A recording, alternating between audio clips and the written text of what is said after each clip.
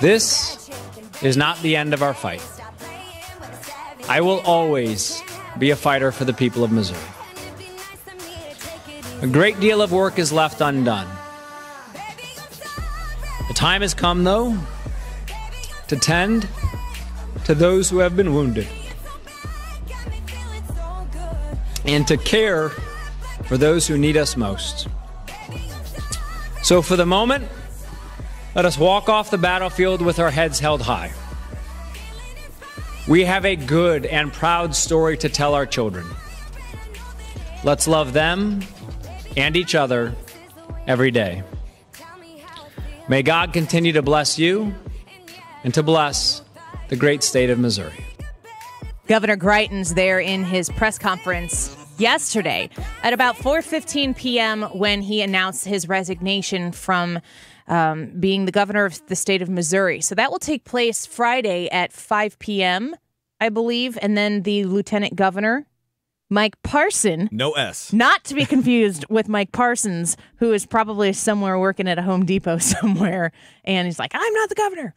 Mike Parson. There's just one of him, Parson. Yeah, people who've been in office for 10, 12 years, they still call him Parsons, like with plural. Yeah, Parsons sounds, I guess, more normal. I've heard, it seems like that's what would be natural, but it's Parson. So Mike Parson will assume the office. That happens at the same time, right? Yeah.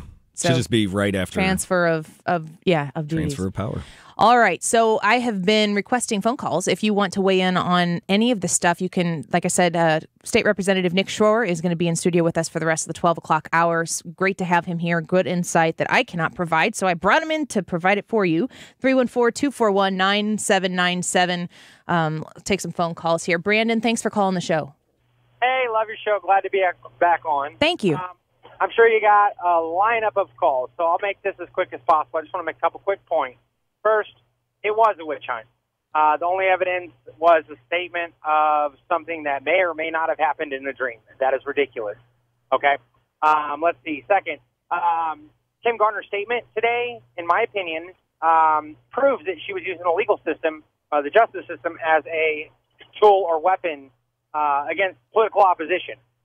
And, well, how is that, being blind? The justice is supposed to be blind. Mm-hmm.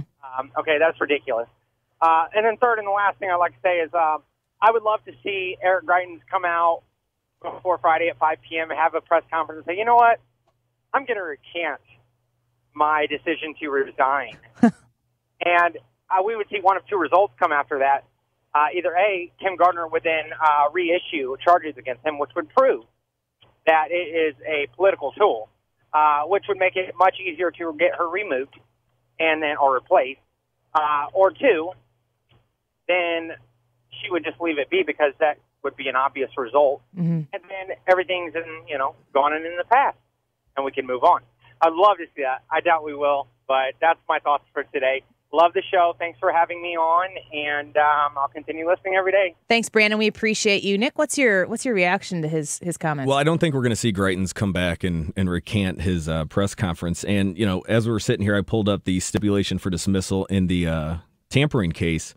Number 5 of the stipulation indicates, and to me, I think it's a slap in the face of justice. It says the circuit attorney, Kim Gardner, further stipulates that upon receipt of the defendant's resignation, so that's Greitens' resignation from office by the Secretary of State, the court may dismiss said charges with prejudice. Now, here's the kicker. He has to resign in order for it to be dismissed. And we were talking over the break, what they may have in it, what kind of deal did they strike. Going down to number 6, defendant, after advice of counsel and in consideration of the stipulations herein, releases the circuit attorney of the city of St. Louis and all members of her office and consultants of her offices from any civil liability on account matters alleged in the 22nd, and it goes on 2 different cases, and waives any claim to court costs. So it looks like a deal was struck. So talk down to me here. So what did you just read? It looks so in the stipulation of dismissal, you file with the court what you're dismissing, what you're doing with these charges. And it seems, and it's clear as day on here, that Kim Gardner kind of negotiated her way out of any negligence. So whereas previously, if she would have proceeded with this, they could have gone in and had civil liability, civil charges on her for all the negligence and misuse of her office. So she's off the hook. It appears that way. Now, civilly. Now, the Missouri Bar, and our friend Paul Kurtman has filed a bar complaint. The Missouri Bar could do a number of things on her license, one being disbarring her. I don't think that's what we're going to see. But I think definitely, being somebody who is a rule of law kind of guy who wants to see both sides of the picture before acting, I think this is clear as day that we need to take action. The Missouri Bar Ethics Commission needs to take action on her negligence and abuse of power. Yeah, I think the people of Missouri definitely deserve to know what's going on. I agree. And when Governor Greitens resigns, I think for a lot of people to be like, well, I guess that's over. And it's not necessarily over. It might be a conclusion for who's serving as governor, but what was going on behind the scenes, which is what all the questions are about, we don't have any of those answers. And if anything, as is the case with most developments in the Greitens drama, every new thing brings more questions than answers. So 314-241-9797 if you'd like to join the show. Rita, thank you for calling. Thank you. I would like to say Nick certainly has made all the Trinity Catholic High School alumni proud. Go Titans. There you go. I was going to say, what's the mascot? Yes. And, it really is unfortunate that Governor Greitens found himself in a situation that turned into a true witch hunt. Hopefully, Kim Gardner, karma will come around to meet her. I don't think she is a reputable individual with integrity, but everybody has skeletons in their closet. Mm-hmm.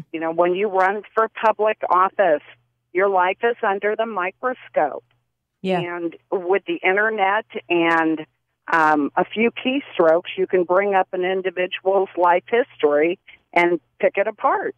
Yeah. Hopefully in the future he can mend whatever has happened in his marriage. Hopefully he can find a career to move on to. But something has to happen with Kim Gardner. She cannot get away with her tactics. Well, Rita, you bring up a great point that, there's skeletons in the closet of pretty much everybody. Well, I've got a Waylon Jennings tattoo, and I love Jack Daniels, so I like whiskey. Yeah. So you know what? If you're out there and you are it's open the combination book, of the two that could cause the skeletons. Oh, exactly. Yeah. But that's the difference that Annie alluded to earlier is Donald Trump was Donald Trump. Everybody knew who he was. They knew he was a playboy of sorts. They knew who that he wasn't. Yeah. Yeah, exactly. And with Greitens, he was a awesome individual that came, military background, but had the family mantra and the wholesome picture, which ended up proving otherwise. Yeah. So I think if he would have been 100% honest, this affair wouldn't have led to step 2 and 3. If he tried to act like Donald Trump on certain occasions in the media, it didn't work for him. But yeah, that's something that I think the majority of Missouri politicians now are open, are honest, especially with social media. You can look on social media and figure out what are they liking on Twitter, what are they posting, and if you're unwilling to explain maybe something in college, whether it's a fight, whether it's a speeding ticket or a DWI, which I don't have a DWI, just getting that out there, but you can find it on CaseNet. That's how transparent our world is nowadays. So if you're unwilling to throw those skeletons out in front of the public eye and deal with it, I don't know if the political life is for you. Rita, thanks for the call. We appreciate it.